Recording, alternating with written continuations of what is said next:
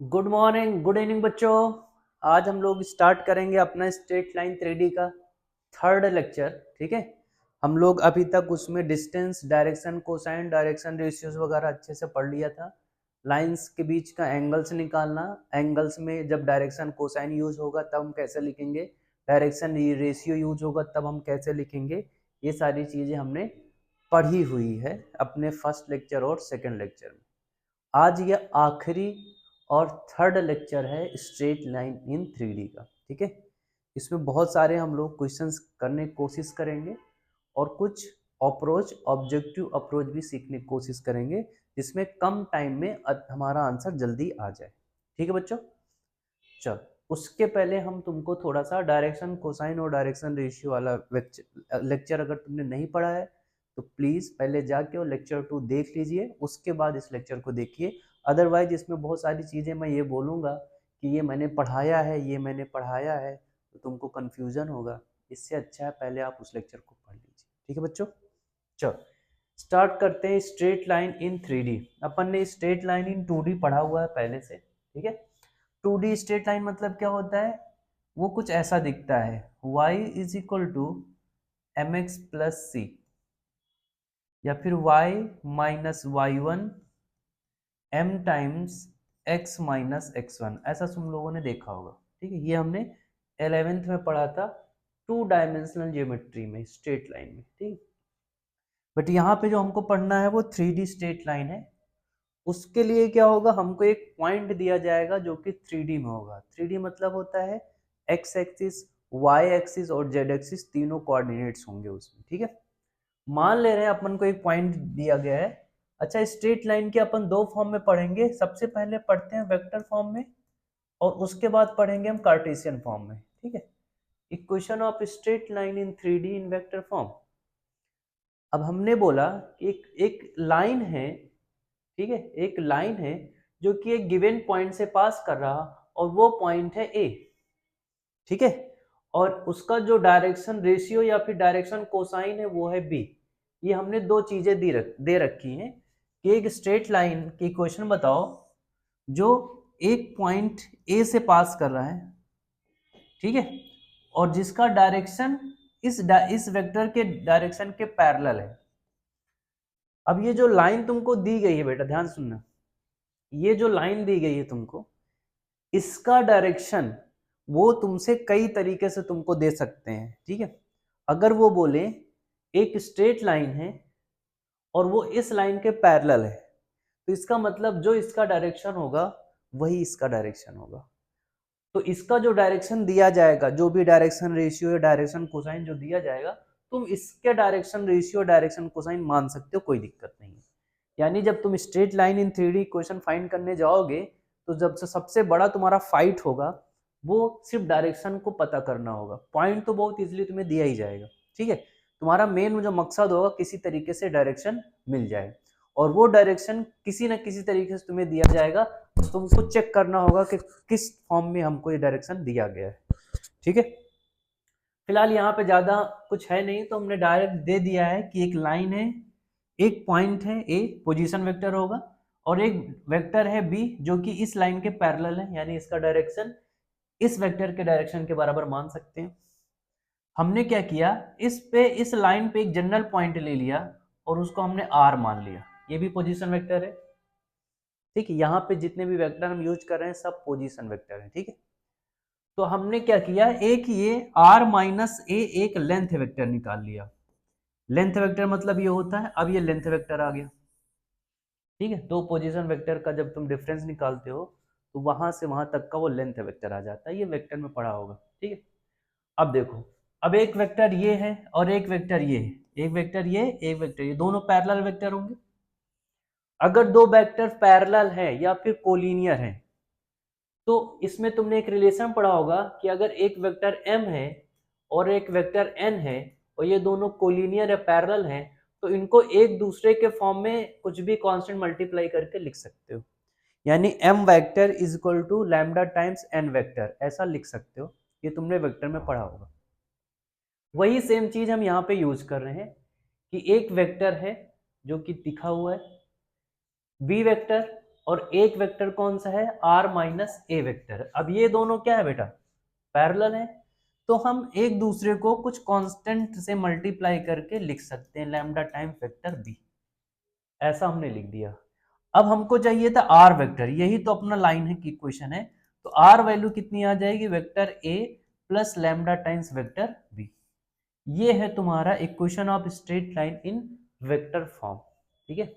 ये क्या है, equation of straight line in vector form, equation of straight line in vector form. अब यहाँ पे वेक्टर फॉर्म में तुम्हें कभी भी लिखा जाएगा इक्वेशन, तो एक तो तुम्हें वहां पे पॉइंट पता होना चाहिए, है ना, एक पॉइंट पता होना चाहिए, और ये क्या है, डायरेक्शन है। अब ये डायरेक्शन दो फॉर्म में लिखा जा सकता है, या तो डायरेक्शन रेशियो, डायरेक्शन रेशियो मतलब क्या होता है, डीआरएस, और या फिर डायरेक्शन रेशियो मतलब कितना, डीसीज, डायरेक्शन कोसाइंस, दोनों दिया जा सकता है। तो यहाँ पे जो आएगा वो डायरेक्शन आएगा, और यहाँ पे जो आएगा वो पॉइंट आएगा, ऐसे ही लिख देना, यही आंसर है, इसी फॉर्म में आंसर लिखा जाता है, ठीक है, वेक्टर फॉर्म में इसी फॉर्म में आंसर लिखा जाएगा। बस तुम्हें ये ध्यान रखना, यहाँ पे आएगा वो जहां से वो लाइन पास कर रहा है यानी पॉइंट, और यहाँ पे आएगा वो डायरेक्शन जिस डायरेक्शन की वो लाइन क्या है, पैरेलल है। और यहाँ पे खास बात पता है क्या है, जो लाइन होगा और जो डायरेक्शन होगा दोनों पैरेलल होते हैं, ठीक है, लाइन और डायरेक्शन दोनों क्या होते हैं, पैरेलल होते हैं।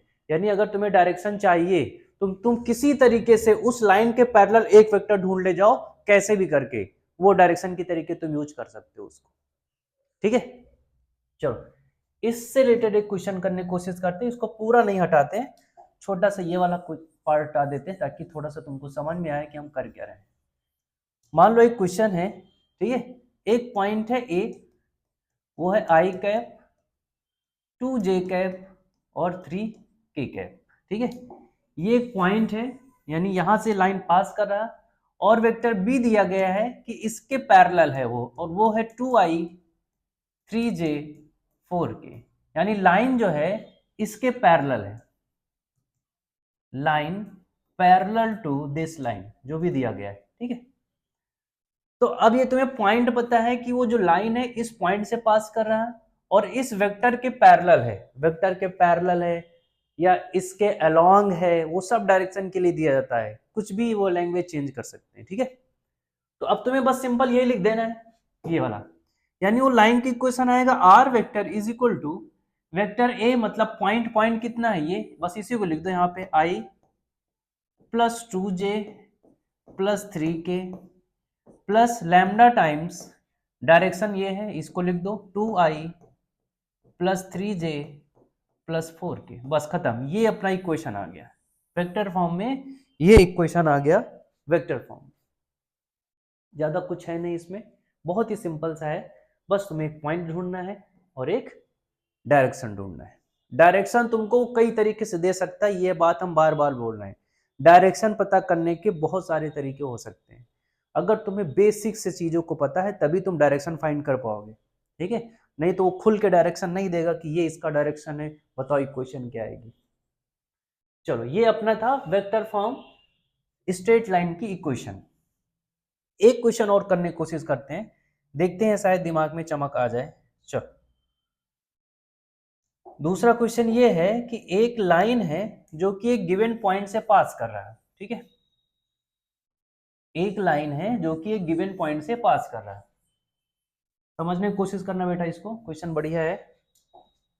एक लाइन है, वो एक गिवन पॉइंट है, मान लो 2i minus 3j plus 4k, ठीक है, यहां से पास कर रहा, हमने लाइन भी बना दिया, ये लाइन है, अपन को इसके इक्वेशन चाहिए, इसका इक्वेशन बताना है, और बोला गया है कि ये लाइन जो है इन दो लाइंस के परपेंडिकुलर है, ठीक है। एक लाइन मान ले रहे हैं, एक वेक्टर है, मान लो ये आई cap J cap minus 3k cap, और एक वेक्टर मान ले रहे हैं ये है 2i कैप माइनस जे कैप प्लस k कैप। ध्यान सुनना बच्चा, अब यहां पे फिर बात वही आ रही डायरेक्शन पता करने की, बोला गया है कि एक लाइन है जो इस वेक्टर और इस वेक्टर के परपेंडिकुलर है, ठीक है। वैसे तो बहुत बेसिक तरीका हो सकता है भैया कि हम इसका डायरेक्शन रेशियो मान ले, डायरेक्शन रेशियो मान ले और इससे हम डॉट प्रोडक्ट जीरो कर दें, जैसा कि हमने एंगल बिटवीन लाइंस देखा था।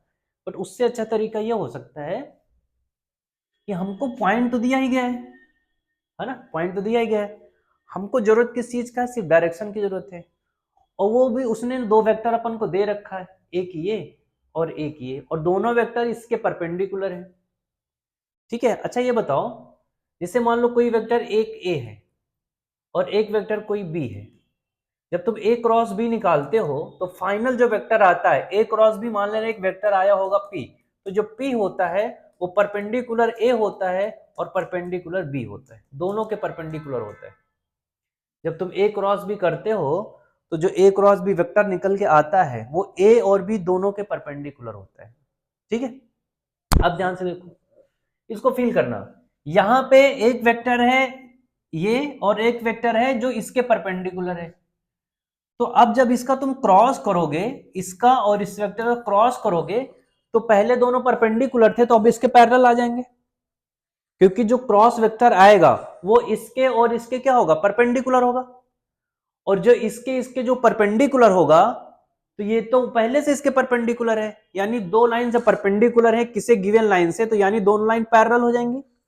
फील करना, जैसे मान लो मेरा हाथ है, ये लाइन है, ठीक है, ऐसे जा रहा मान लो ये लाइन, और ये दो वेक्टर हैं, एक मान लो ये वेक्टर है और एक ये, दोनों परपेंडिकुलर है, ठीक है। अब जब इनका क्रॉस प्रोडक्ट करोगे तो एक ऐसा वेक्टर आएगा जो इन दोनों के परपेंडिकुलर होगा, तो इसके जो परपेंडिकुलर वेक्टर आएगा वो कुछ ऐसा आएगा ना, ऐसा इस टाइप का, देखो ये एक लाइन है, फिल करना, और इसके परपेंडिकुलर एक लाइन ऐसे तो आएगा, यानी इसके पैरेलल हो जाएगा। तो इसका मतलब ये है कि इसका जो डायरेक्शन होगा वो होगा आई प्लस जे माइनस 3k का क्रॉस प्रोडक्ट किसके साथ, 2i माइनस 3j प्लस के साथ, तो वो अब वो जो ये वेक्टर आएगा वो इसके पैरेलल हो जाएगा। अब पैरेलल हो गया तो मतलब इस लाइन का डायरेक्शन तुमको मिल गया, वो पॉइंट तुमको पहले से पता है, ठीक है। अब इसका डायरेक्शन कैसे निकालोगे वो हम समझा देते तुमको, क्रॉस प्रोडक्ट करना आता ही होगा सबको। यहाँ पे लिखेंगे हम आई कैप, यहाँ पे लिखेंगे जे कैप और यहाँ पे लिखेंगे के कैप। यहाँ पे पहले आई का कोएफिशिएंट 1 है, ये तो फिजिक्स में भी तुमने सीखा होगा, बाकी वेक्टर में तो क्रॉस प्रोडक्ट निकाला ही होगा। यहाँ पे 2 आएगा, यहाँ पे -3 आएगा और यहाँ पे 1 आएगा। अब यहाँ से जो तुम्हें मिलेगा वो इस लाइन का डायरेक्शन मिलेगा, ठीक है। इसका जो भी आंसर आए, फॉर एग्जाम्पल थोड़ी देर के लिए मान लें इसका आंसर आ गया 3i minus 4j plus 5k, ठीक है। तो जो इसका ये आया आंसर वो इसका डायरेक्शन हो जाएगा, यानी बी वेक्टर तुमको मिल गया जो तुम बहुत देर से ढूंढ रहे थे, वो यही है 3i minus 4j plus 5k, और वेक्टर ए ये दिया गया है, उसी फार्मूले में रख दो। कौन सा formula, r is equal to A plus lambda times B vector, इसमें रख दो, ए मिल गया है, बी मिल गया है। बी थोड़ा सा मशक्कत करने के बाद मिला है, एक 3D है तो अब तुम्हें थोड़ा सा तो परेशान करेंगे ही। बस तुम्हें ये ध्यान रखना है कि एक छोटी सी बात तुम्हें ये रखना है कि अगर कोई दो वेक्टर किसी लाइन के परपेंडिकुलर है तो उनका क्रॉस प्रोडक्ट लाइन के पैरेलल हो जाएगा, ये तुम्हें याद रखना है, ठीक है। अगर कोई दो वेक्टर किसी लाइन के परपेंडिकुलर हैं तो उन लाइंस का जो क्रॉस प्रोडक्ट निकालोगे तो वो जो वेक्टर आएगा वो उस लाइन के पैरेलल हो जाएगा, और अगर कोई लाइन किसी लाइन के पैरेलल है तो यानी उन दोनों का डायरेक्शन सेम होगा। तो बस बी हमें ढूंढना होता है, कोई भी एक ऐसा वेक्टर मिल जाए जो गिवन लाइन के पैरेलल हो, बस डायरेक्शन मिल गया यानी बी मिल गया, ए तो तुम्हें कहीं ना कहीं से मिल ही जाएगा, कोई दिक्कत नहीं है, ठीक बेटा। ये वेक्टर फॉर्म में हमने इक्वेशन पढ़ी है, वेक्टर फॉर्म में 3D की इक्वेशन निकालना। अब देखते हैं कार्टेशियन फॉर्म में। कार्टेशियन फॉर्म में क्या होगा, एक तुमको पॉइंट दिया जाएगा कार्टेशियन फॉर्म में और एक तुम्हें डायरेक्शन दिया जाएगा कार्टेशियन फॉर्म में, ठीक है। ये जो हमने पढ़ा है ये वेक्टर फॉर्म में है, ठीक है। कार्टेशियन फॉर्म मतलब होता है जैसे 2,3 ये पॉइंट है, वेक्टर फॉर्म में तुम इसी को 2i + 3j लिख सकते हो, ठीक है। कार्टेशियन फॉर्म में जैसे मान लो तुमको एक पॉइंट दिया गया है, मान लो एक वेक्टर a है i cap -3j cap + 4k cap, ये एक पोजीशन वेक्टर है, यानी ये एक पॉइंट है। वेक्टर फॉर्म में ऐसे लिख, तो इसको जब तुम कार्टेशियन फॉर्म में लिखोगे तो i का कोएफिशिएंट 1 है, j का कोएफिशिएंट -3 है और k का कोएफिशिएंट 4 है, यानी इसका कार्टेशियन फॉर्म में ये a कैसा दिखेगा 1, -3, 4, ठीक है। वैसे डायरेक्शन जो होगा वो डायरेक्शन वैसे ही दिख जाएगा ABC के फॉर्म में। तो अभी हम अपन को इसको कार्टेशियन फॉर्म में कन्वर्ट करना है, ठीक है। हमने मान लिया एक स्ट्रेट लाइन है, ठीक है, वो एक given point x1 y1 z1 से पास कर रहा और जिसका डायरेक्शन रेशियोज दिया हमने a b c। अब ये कार्टेशियन फॉर्म में, ध्यान रखना बेटा, अगर तुम इसको वेक्टर फॉर्म में लिखोगे ना तो इस पॉइंट को तुम ये लिख दो, vector a = x1i y1j z1k, और डायरेक्शन को वेक्टर b मानते हो ना तो वेक्टर b लिख दो, ai कैप bj कैप और ck कैप। कोई दिक्कत नहीं, तुम इसको तुमने किस में कन्वर्ट कर लिया, वेक्टर फॉर्म में। यानी अब तुम वेक्टर फॉर्म में ऐसे लिख दो उसको, vector a + lambda times vector b, a की जगह पे पूरा आ जाएगा x1i y1j z1k + lambda times ai bj और ck, ये वेक्टर फॉर्म में आ गया, ठीक है। कोई दिक्कत नहीं है, दोनों में वेक्टर फॉर्म में बस i j k लग जाता है, कार्टेशियन फॉर्म में कॉमन लगा रहता है, इससे बस कोई फर्क नहीं पड़ने वाला तुमको, ठीक है। ये हमने फिर से उसी वेक्टर को लिख दिया, यानी कार्टेशियन फॉर्म से हमने वेक्टर फॉर्म में इसको कन्वर्ट कर दिया, लेकिन हमको क्या करना है, वेक्टर फॉर्म से कार्टेशियन फॉर्म में कन्वर्ट करना है। तो हमने क्या किया, यहाँ से स्टार्ट किया।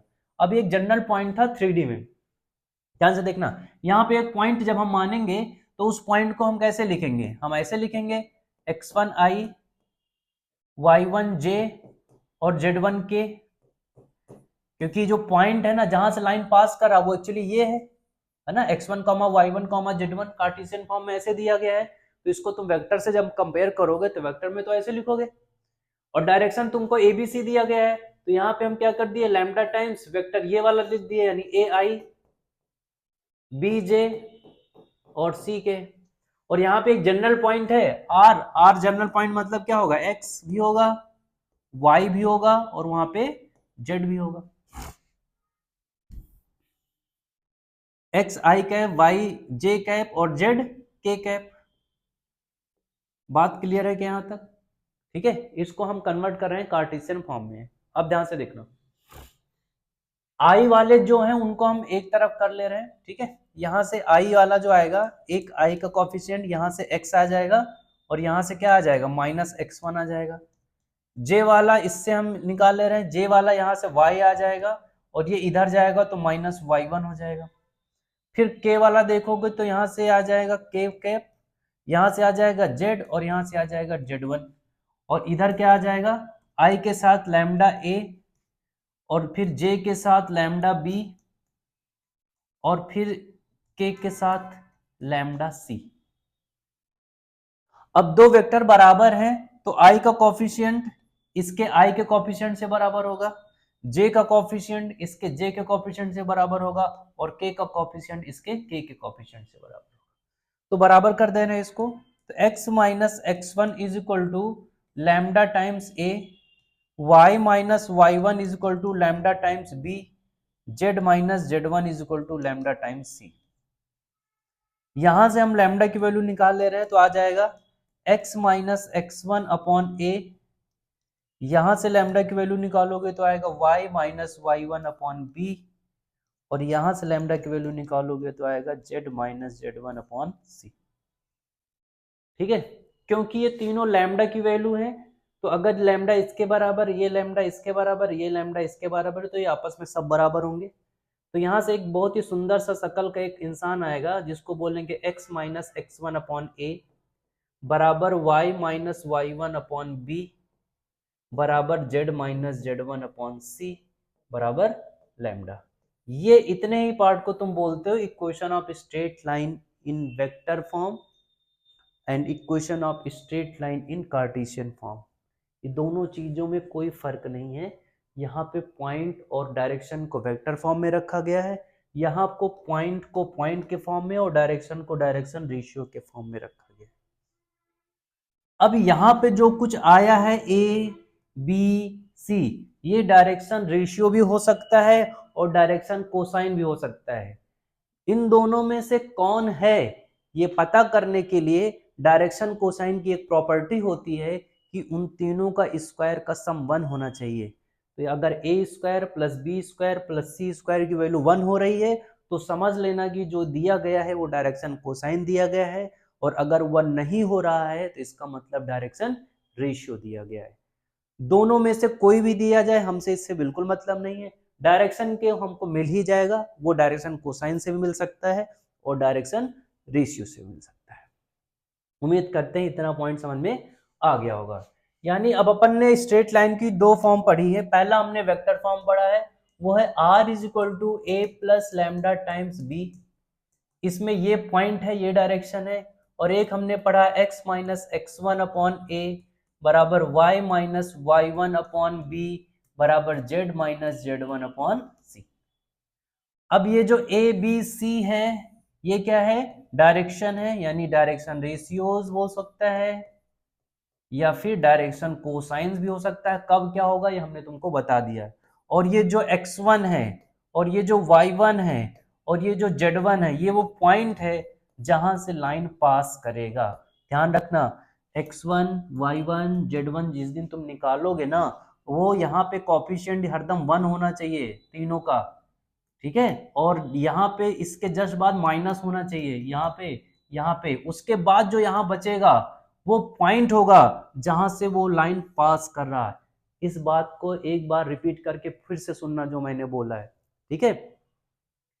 अब देखो ये तुम्हारा वेक्टर फॉर्म, ये वेक्टर फॉर्म था, ये तुम्हारा कार्टेशियन फॉर्म है, ठीक है। अब मेन जो मकसद है हमारा सिर्फ इस पे क्वेश्चन करना है और इस पे क्वेश्चन करना है। कभी क्वेश्चन इस पे दिया जाएगा बोला जाएगा इसमें कन्वर्ट करो, कभी इसमें दिया जाएगा बोला जाएगा इसमें कन्वर्ट करो। और कन्वर्ट करना कोई बड़ी बात नहीं है, बहुत ईजी है। सबसे सुंदर तो वेक्टर फॉर्म होता है, ना कुछ मल्टीप्लाई करना है ना कुछ कैलकुलेट करना है, चुपचाप लिख देने का, ठीक है। चलो कुछ क्वेश्चंस करने की कोशिश करते हैं इसमें भी, ठीक है। Find equation of straight line, find equation of straight line passing through 1 4 3 and whose direction ratio 1 -1 3। ठीक है, सिंपल है भाई। इसको अगर हम कार्टेशियन फॉर्म में लिखें, ठीक है, कार्टेशियन फॉर्म में लिखें तो कुछ करना ही नहीं है। x1 y1 z1 तुमको पता है, x1 y1 और z1 ये किसके बराबर है, 1 4 3। और A B C direction ratio या फिर डायरेक्शन कोसाइन वो किसके बराबर है, 1 -1 3। बस सिंपल फार्मूला तुमको पता है, x माइनस x1 होता है, नीचे a आएगा, फिर y माइनस y1 होगा, नीचे b आएगा, फिर z माइनस z1 होगा और नीचे c आ जाएगा। यहां इनको चिपका दो तो आ जाएगा x माइनस वन अपॉन ए की जगह पे 1 चिपका दो, फिर आएगा y माइनस फोर बी की जगह पे -1 चिपका दो, फिर आएगा z माइनस z1 यानी 3 अपॉन सी की जगह पर 3 चिपका दो। ये आ गया तुम्हारा equation of straight line in Cartesian form which passes through 1 4 3 and whose direction is 1 -1 and 3। अब इस क्वेश्चन को यहां पे हमने कार्टेशियन फॉर्म में लिख दिया। अगर तुमसे बोला जाए कि भैया एक काम करिए, ये कार्टेशियन फॉर्म में इक्वेशन है, आप इसको वेक्टर फॉर्म में कन्वर्ट करके दिखाइए, वेक्टर फॉर्म में कन्वर्ट करके दिखाइए। तो वेक्टर फॉर्म में तो बहुत ही इजी होता है, पहले तुमको पॉइंट ढूंढना होता है जहां से वो लाइन पास कर रहा, वो लाइन कहाँ से पास कर रहा है, 1 4 3। देखो सबका कोएफिशिएंट 1 है, x का कोएफिशिएंट 1 है, y का कोएफिशिएंट 1 है, z का कोएफिशिएंट 1 है। x के तुरंत बाद माइनस लगा है, y के तुरंत बाद माइनस लगा है, z के तुरंत बाद माइनस लगा है, ये भी सही है। यही दो बातों का ध्यान रखना होता है पॉइंट निकालने के लिए। अब बचा यहाँ पे 1, यहाँ पे बचा 4, यहाँ पे बचा 3, माइनस नहीं काउंट करोगे, माइनस तो चाहिए ही। तो 1 4 3 यानी जो वेक्टर आएगा पॉइंट ए मतलब जहां से वो लाइन पास करेगा, वो आएगा 1 4 3 यानी i कैप 4 j कैप और 3 k कैप प्लस लैम्डा। ये तो पता है, ये तो फ्रेम होता है, ए आता है plus lambda times vector B. Vector B क्या होता है, डायरेक्शन, और डायरेक्शन हम straight line in Cartesian form में डायरेक्शन ये वाले होते हैं। तो ये डायरेक्शन भी तुमको पता है, कितना पता है, आई कैप माइनस जे कैप प्लस 3 कैप, यानी आई कैप के साथ इसको मल्टीप्लाई करना है, जे कैप के साथ इसको मल्टीप्लाई करना है, और के कैप के साथ इसको मल्टीप्लाई करना है। तो ऐसा कुछ आंसर दिख जाएगा। तो ये इसी क्वेश्चन को वेक्टर फॉर्म में कर दिया है और इसी क्वेश्चन को कार्टेशियन फॉर्म में कर दिया है। आई होप इतनी बात तुमको समझ में आ रही होगी। अब देखते हैं, मान लो ऐसे लाइन दिया जाएगा तो तुम डायरेक्शन रेशियो पॉइंट और डायरेक्शन कोसाइन कैसे निकालोगे, ठीक है। चलो क्वेश्चन क्या है, फाइंड पॉइंट्स जहां से लाइन पास कर रहा है एंड डायरेक्शन रेशियोज। और लाइन कैसा है, x minus 1 upon 4 y plus 7 upon 3 z minus 1 upon 8। ये पहला, देखो ध्यान से, हमने क्या बोला था कि x y z के कोएफिशिएंट 1 होने चाहिए और x y z के जस्ट बाद माइनस होना चाहिए। उसके बाद जो बचेगा वो पॉइंट का x y और z कोऑर्डिनेट होगा जहां से लाइन पास कर रहा है। x का कोएफिशिएंट 1 है, x के जस्ट बाद माइनस 1 है, क्या बचा 1, यानी ये जो पॉइंट है जहां से पास कर रहा होगा लाइन 1 हो गया। यहाँ पे प्लस है यानी माइनस होना चाहिए, तो इसको तुम ऐसे लिख सकते हो 1 माइनस लेके आओ और माइनस 7 ऐसे लिख सकते हो ना। तो बचा क्या यहाँ पे माइनस 7, तो दूसरा पॉइंट माइनस 7 आ जाएगा और z के बाद फिर से 1 है, ये आ जाएगा। यानी ये पॉइंट से पास कर रहा है ये लाइन, और इसका डायरेक्शन क्या होगा 4 3 8, यानी डायरेक्शन रेशियो की बात करें तो a की वैल्यू 4, b की वैल्यू 3 और c की वैल्यू 8 आ जाएगा। ये डायरेक्शन आ गया और ये पॉइंट आ गया, ठीक है। दूसरा क्वेश्चन क्या है, 2x minus 3 upon 1 y plus 4 upon, इधर 4 कर दे रहे हैं, ठीक है, इधर भी 4 कर दे रहे हैं, और इधर कर दिया z माइनस 1 अपॉन 6। अब तुमको पॉइंट भी निकालना है और वैसे ही डायरेक्शन रेशियो भी निकालना है, ठीक है। चलो पॉइंट कितना हो जाएगा, पॉइंट निकालने के लिए हमने क्या बोला था, कोएफिशिएंट को 1 रखना है, तो पहले यहाँ तो 1 रख लो, यानी 2 ऊपर से कॉमन ले लो तो यहाँ पे आ जाएगा x और यहाँ पे आ जाएगा माइनस 3/2 डिवाइडेड बाई 2 से 2 कैंसिल हो जाएगा तो यहाँ नीचे 2 बचेगा। यहाँ पे आ जाएगा y माइनस लेके आना है तो इसको -4 लिख दो डिवाइड बाय 4, और इसमें कोई दिक्कत नहीं तो इसको z माइनस 1 अपॉन 6 लिख। अब देखो यहाँ पे पॉइंट कितना आ जाएगा 3/2 कॉमा -4 कॉमा 1, और डायरेक्शन कितना आ जाएगा 2 4 6, डायरेक्शन कितना आ गया 2 4 6। लेकिन ये पहले लेक्चर में हमने बताया था कि डायरेक्शन रेशियो जब लिखा जाता है तो उसमें अगर कुछ कॉमन है तो उसको हटा दो पहले, ठीक है। तो इसका डायरेक्शन रेशियो जो अच्छा लिख सकते हो वो लिख सकते हो 1 2 और 3, यानी a की वैल्यू 1, b की वैल्यू 2 और c की वैल्यू 3। ये भी गलत नहीं है, ये भी सही है, इसको भी कोई काट नहीं देगा। लिख दोगे मान लो गलती से तो नंबर मिलेगा, लेकिन जो लिखने का तरीका होता है जब HCF 1 हो तभी माना जाता है उसका, क्योंकि क्वेश्चन में हरदम ऐसे दिया जाएगा कि जब HCF क्या होगा 1 होगा। अगर तुमने ये भी लिख दिया है तो बेटा कोई काट नहीं सकता इसको, तुम कोर्ट चले जाना अगर काट दे तो, ठीक है, सही मान लिया जाएगा इसको।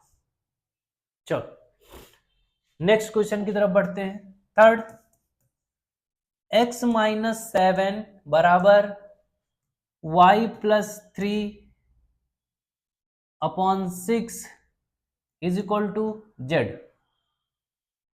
अब यहां तुम्हें बताना है वही सिर्फ पॉइंट और डायरेक्शन रेशियो। तो सबसे पहले देखो यहाँ पे इसको वैसे लिखोगे तो आएगा x माइनस 7 नीचे कुछ नहीं तो 1 रहा होगा। ये y माइनस ऑफ -7 लिख देंगे, नीचे 6 है। यहाँ पे z के साथ कुछ नहीं लिखा तो z माइनस 0 कर देंगे और नीचे कुछ नहीं रहा होगा तो 1 कर देंगे।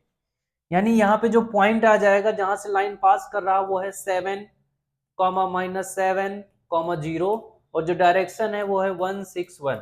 क्या विद्यार्थी लोग समझ पा रहे हो इस बात को? विद्यार्थी लोग समझ पा रहे हो इस बात को? क्योंकि देखो इसमें तुम्हें पॉइंट्स निकालना और डायरेक्शन निकालना अच्छे से आना चाहिए, इसलिए मैं जितने भी पॉसिबल तरीके वो सब करा दे रहा हूं। दूसरा तीसरा क्वेश्चन ये हो सकता है x minus 4 is equal to Y plus 3/7 comma, क्या लिख दिया यहाँ पे हमने, कॉमा लगा दिया और यहाँ पे लिख दिया y z माइनस 1, कॉमा लगा दिया और उसके बाद लिख दिया हमने z प्लस 1, चलो प्लस 2 कर दिया।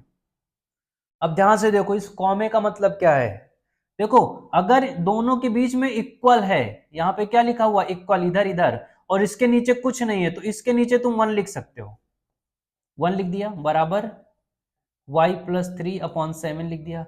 लेकिन यहाँ पे कॉमा लगा है और इसके नीचे भी कुछ नहीं है तो इसका मतलब जब तुम यहाँ इक्वल लगाओगे तो नीचे 1 नहीं आएगा, अब कितना आएगा 0 आएगा। ये बहुत ध्यान से सीखना इस बात को। कभी भी कॉमा लगा होता है इसका मतलब होता है कि जो डायरेक्शन है इसका वो 0 है, 0 के अलोंग है, ठीक है। तो यहाँ पे 0 आ जाएगा। तो अब यहाँ पे जो पॉइंट आएगा वो 4 आएगा, यहाँ माइनस माइनस होगा यानी -3 आएगा, यहाँ पे माइनस माइनस होगा यानी -2 आएगा, तो 4 -3 -2 आएगा।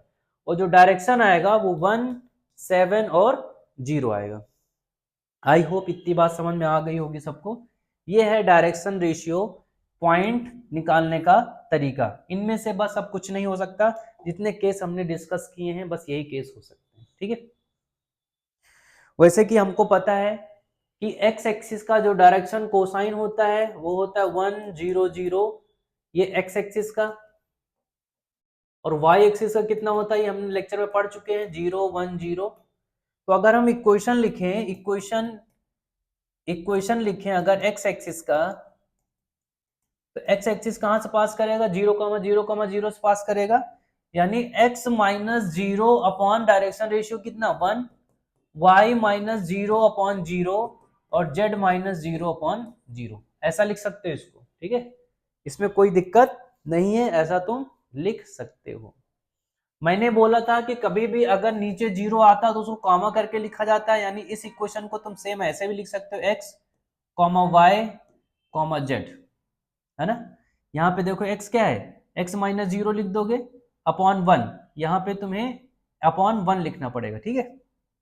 एक मिनट, इसको यहाँ पे तुम्हें क्या लिखना पड़ेगा अपॉन 1, यानी x माइनस 0/1 कर दो, कॉमा y और कॉमा z, ऐसे लिख सकते हो, ऐसे भी लिख सकते हो, कोई दिक्कत नहीं दोनों में, ठीक है। यहाँ कॉमा लगा दिया है, इसका मतलब y के नीचे भी 0 है और z के नीचे भी 0 है, दोनों के नीचे 0 है इसलिए 2 कॉमा लगा दिए, ठीक है। ऐसे y एक्सिस की क्वेश्चन लिखना हो तो तुम समझ गए होगे क्या करना पड़ेगा। ये हमने सीख लिया x एक्सिस y एक्सिस की क्वेश्चन पढ़ना, वेक्टर फॉर्म में कैसे इक्वेशन लिखते हैं स्ट्रेट लाइन के भी पढ़ लिया है, और कैसे हम कार्टेशियन फॉर्म में वेक्टर इक्वेशन लिखते हैं वो भी पढ़ लिया, ठीक है। अब कुछ क्वेश्चन करने की कोशिश करते हैं, ठीक है। उससे पहले ना हम 2 पॉइंट फॉर्म पढ़ ले रहे हैं।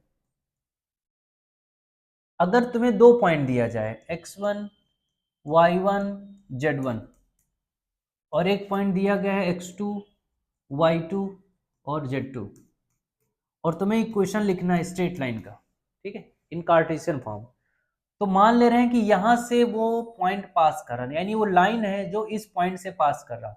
दोनों में से किसी भी एक पॉइंट को तुम मान सकते हो कि लाइन यहां से पास कर रहा है।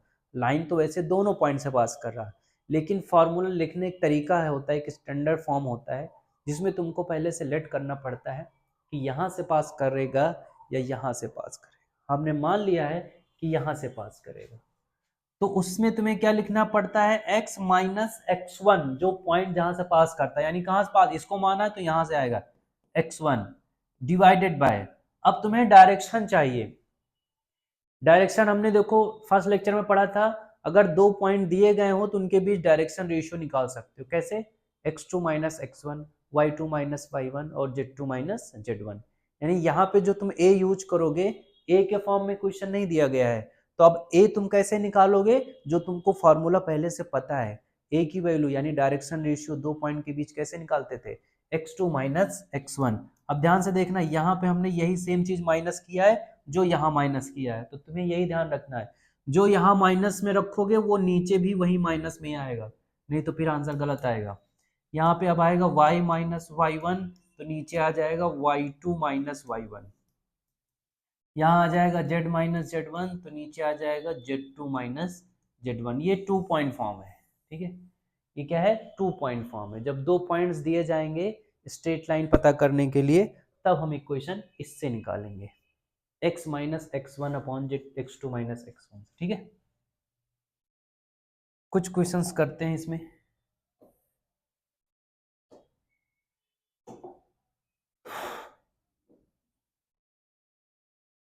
चलो,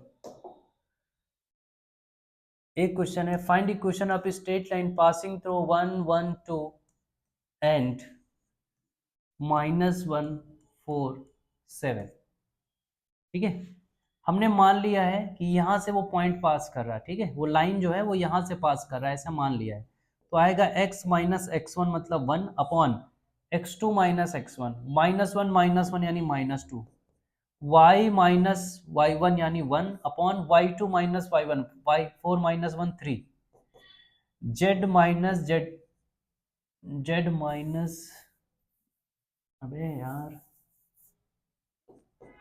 z माइनस इधर z2 z1 यानी 2, और इधर 7 माइनस 2 यानी 5। ये आ गया तुम्हारा स्ट्रेट लाइन के इक्वेशन इन कार्टेशियन फॉर्म। अगर हम तुमसे पूछा जाए कि इसको वेक्टर फॉर्म में कन्वर्ट करके दिखाओ, तो बहुत इजी हो जाएगा। वेक्टर r लिखेंगे, पॉइंट कितना आ गया 1 1 2, यानी i cap plus J cap plus 2k cap plus lambda times direction, direction क्या आएगा -2 3 5, यानी -2 i कैप 3 जे कैप और 5 के कैप। ये आ गया तुम्हारा वेक्टर फॉर्म में। यानी अगर 2 पॉइंट फॉर्म से पूछेगा तो उसको तुम पहले ऐसे लिख सकते हो कार्टेशियन फॉर्म में, और फिर वहां से तुम क्या लिख सकते हो, वेक्टर फॉर्म में। उम्मीद करते हैं इतनी बात समझ में आ रही होगी, ठीक है, इतनी बात समझ में आ गई होगी। अब देखते हैं general point on a straight line. मान लो तुम्हें कोई स्ट्रेट लाइन दिया गया है, ठीक है, और उसका इक्वेशन है x minus x1 upon A, y minus y1 upon B, और z minus z1 upon C. तुमको पता है कि यहाँ पे एक जनरल पॉइंट होगा, वो मान लेना पॉइंट ये है, जो कि कहाँ से पास कर रहा है, x1 y1 और z1।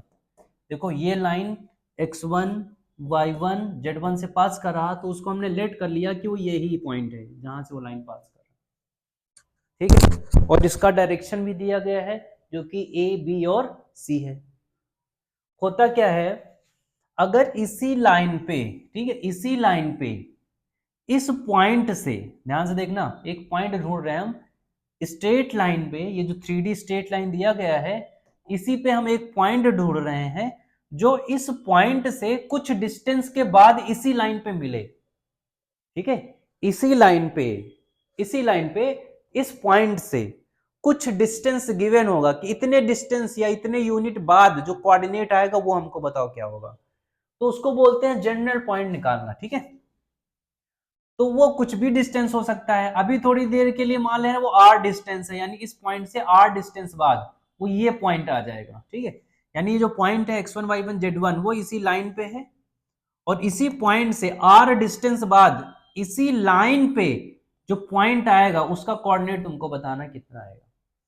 तो कुछ नहीं करना होता है, इसमें r डिस्टेंस दिया गया तो यहाँ r लिख दो, इसको इसको बराबर करोगे तो यहां से आ जाएगा x इज इक्वल टू ये ए आर हो जाएगा इधर, और प्लस x1 आ जाएगा।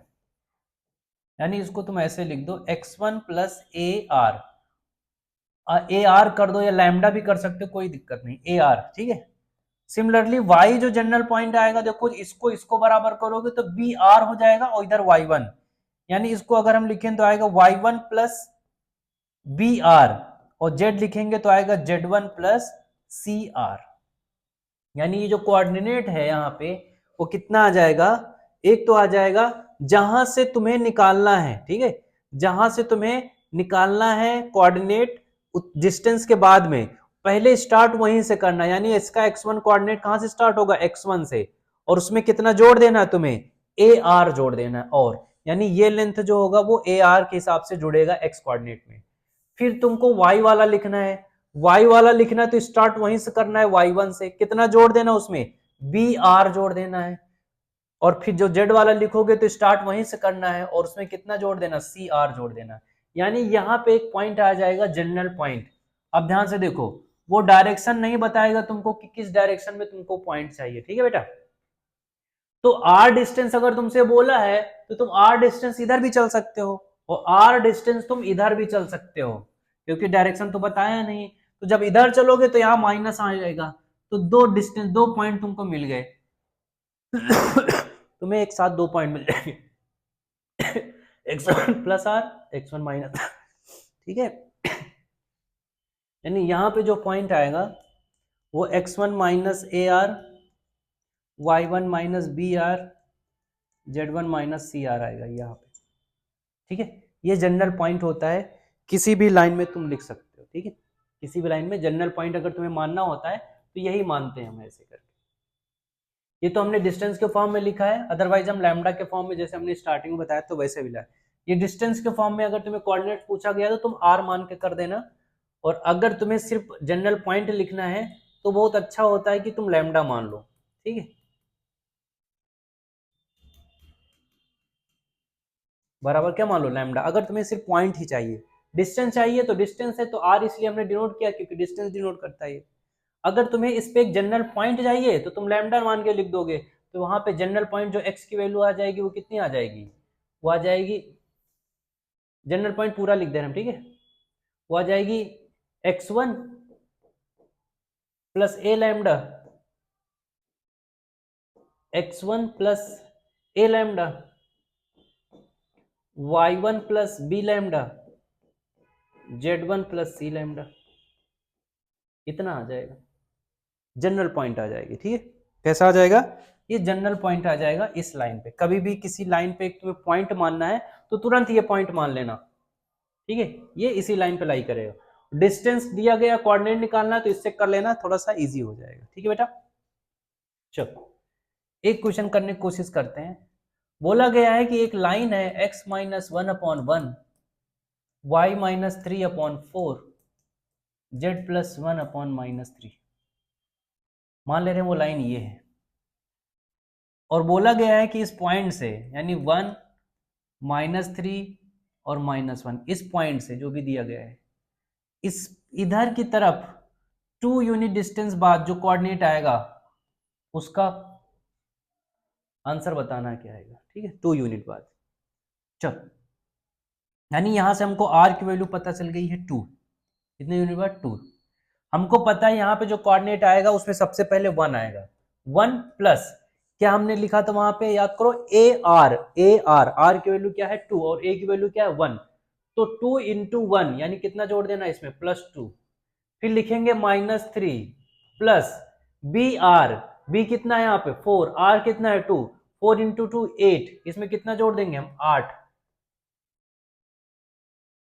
कॉमा, अबे यार 8, फिर कॉमा, फिर कहां से स्टार्ट करेंगे, -1 से, फिर प्लस सी आर कितना, -3 इंटू 2 -6, यानी यहाँ पे -6 जोड़ देंगे, तो 2 + 1 कितना आ जाएगा 3, 8 - 3 यहाँ पे बचेगा 5, और ये -6 यानी -7 हो जाएगा। यानी यहाँ पे जो कोऑर्डिनेट आएगा ये वाला वो लगभग होगा 3, लगभग क्या यही होगा 3, 5 - 7। अब यही 2 यूनिट उन्होंने बोला है, सिर्फ डायरेक्शन तो बताया नहीं, तो तुम 2 यूनिट पीछे भी आ सकते हो। तो जब यहाँ आओगे तो यहाँ पे माइनस आ जाएगा, माइनस आ जाएगा, कैलकुलेट करके देख लेना कितना आ रहा है वहां पे, ठीक है। ये तुम्हारा दूसरा पॉइंट आ जाएगा। उम्मीद करते हैं बात समझ में आ रही होगी यहाँ तक, 3D वाली जो भी कॉन्सेप्ट है सीख रहे होगे, ठीक है। यहाँ तक तुमको चीजें समझ में आई होगी, क्योंकि हमने जो भी पढ़ा है कार्टेशियन फॉर्म में पढ़ा, फिर वेक्टर फॉर्म में पढ़ा उसको, फिर उसमें हमने डायरेक्शन रेशियो, डायरेक्शन कोसाइन निकालना सीखा, पॉइंट निकालना सीखा, जनरल पॉइंट निकालना सीखा, और फिर जनरल पॉइंट के साथ साथ उस पर कोऑर्डिनेट फाइंड करना सीखा उसी लाइन पे, ठीक है। डायरेक्शन कैसे कैसे हमको दिया जा सकता है ये भी हमने सीखा, ठीक है, कि अगर वो भी हमने सीखा कि अगर मान लो एक लाइन है, दो गिवन वेक्टर के परपेंडिकुलर है, तो जो दो गिवन वेक्टर हैं उनका जब तुम क्रॉस प्रोडक्ट निकालोगे तो वो गिवन लाइन के पैरेलल आ जाएगा, और जैसे उसके पैरेलल आ गया यानी लाइन का डायरेक्शन तुमको मिल जाएगा। लाइन की इक्वेशन निकालने के लिए हमको एक डायरेक्शन की जरूरत पड़ती है जो कि किसी भी फॉर्म में हो, बट वो लाइन के पैरेलल हो, या तो लाइन के अलोंग हो, या तो लाइन के साथ कॉन्साइड कर जाए, तो उसका ही डायरेक्शन हम मेन लाइन का डायरेक्शन मान लेते हैं, ठीक है। चलो अब नेक्स्ट स्टार्ट करते हैं हम perpendicular distance from a given point on the line, या image of a point on the line. इसके बाद पढ़ेंगे शॉर्टेस्ट डिस्टेंस, ठीक है। अच्छा, यहाँ पे हमने एक्स एक्सिस की इक्वेशन भी लिखी थी, वाई एक्सिस की इक्वेशन भी लिखी थी, ठीक है, वो सब तुमको पता होगा कैसे किया था मैंने। अब ध्यान से देखो, परपेंडिकुलर डिस्टेंस हमको निकालना है एक लाइन का गिवन पॉइंट से। चलो मान ले रहे हैं ये तुम्हारा एक लाइन है, लाइन की इक्वेशन है x minus X one upon A बराबर y minus Y one upon B बराबर z minus Z one upon C, और यहाँ पे एक पॉइंट है P।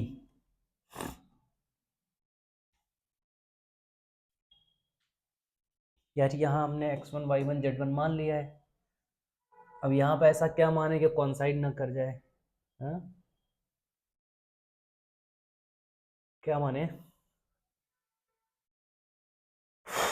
x2 y2 z2 मान ले रहे हैं, ABC भी नहीं मान सकते हो, LMN भी नहीं मान सकते हो क्योंकि डायरेक्शन कोसाइन डिनोट करता है।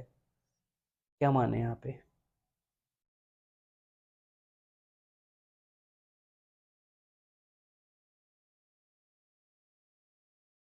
चलो x2 y2 z2 मान ले रहे हैं,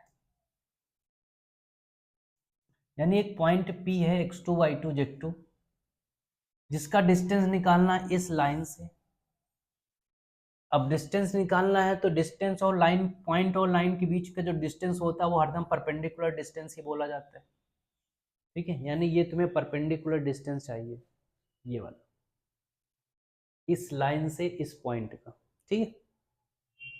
तो जब सबसे पहला स्टेप होगा ना, स्टेप वन, कभी भी अगर तुम्हें इमेज निकालना है या फिर डिस्टेंस निकालना है, उन दोनों में जो सबसे पहला स्टेप होगा वो ये होगा कि तुम्हें एक पॉइंट मानना होगा, वो भी जनरल पॉइंट, ठीक है। यहाँ इस लाइन पे एक जनरल पॉइंट मानना होगा, और ऐसा मान लेना कि वो पॉइंट यहीं पे है। तो लाइन पे अगर तुम जनरल पॉइंट मानोगे तो लाइन पे जनरल पॉइंट क्या मानते हैं हम, x1 प्लस ए लैम्डा, ये बढ़ाया थोड़ी देर पहले, y1 plus B lambda, z1 plus C lambda, यानी ये वही पॉइंट है, इसको मान लेंगे। ये है x1 plus A lambda, y1 plus B lambda, z1 plus C lambda, ठीक है। दूसरा स्टेप क्या होगा, फाइंड करेंगे डायरेक्शन रेशियोज पॉइंट P और इस पॉइंट को फुट ऑफ परपेंडिकुलर बोलते हैं, ठीक है। इसको क्या बोलते हैं, यहाँ पे फुट ऑफ परपेंडिकुलर बोलते हैं इसको, ठीक है। Oh my God, foot of perpendicular बोलते हैं इसको, ठीक है। इसको बोलते हैं फुट ऑफ परपेंडिकुलर। इसको हम क्यों बोल दे रहे हैं थोड़ी देर, फाइंड DRS ऑफ PQ, यानी जो PQ लाइन है, P तो पॉइंट दिया गया है और Q ये है, तो इसका हम डायरेक्शन रेशियो निकाल लेंगे, ठीक है।